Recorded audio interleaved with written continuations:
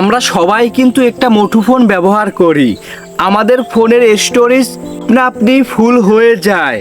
এখন আপনি কেন স্টোরেজ ফুল হয় এবং স্টোরেজ কিভাবে একেবারে খালি রাখবেন, আজকে আমরা সেটাই শিখব।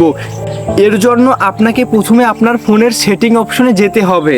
আমরা ফোনের সেটিং অপশনে চলে এসেছি। এখন এখানে একটা সার্চ অপশন আছে, এখানে গিয়ে সার্চ দিতে হবে। এখানে সার্চ দিবেন র্যাম লেখে, RAM র্যাম লিখে সার্চ দেওয়ার পরে এই যে দেখেন র্যাম স্টোরেজ স্পেস, এখানে ক্লিক করবেন। এখানে ক্লিক করার পরে আপনার ফোনের র্যামটা এখানে শো করবে। শো করার পরে দেখেন এখানে কোনটায় কতটুকু খেয়েছে।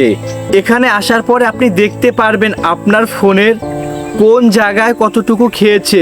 মূলত ভিডিও এবং ফটোতে যেটা খেয়েছে ওটা তো আপনি নিজেই ধারণ করে রেখেছেন, তাই ওটা খেয়েছে।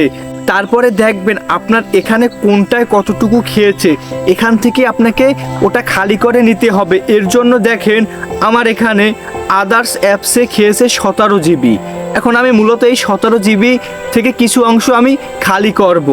এর জন্য দেখেন টিকটকে খেয়েছে 1.64 জিবি, এটাকেই মূলত খালি করতে হবে। এর জন্য এই অ্যাপ্লিকেশনটার উপরে ক্লিক করতে হবে। ক্লিক করার পরে এই দুইটাই ক্লিক দিয়ে ক্লিয়ার করে নেবেন।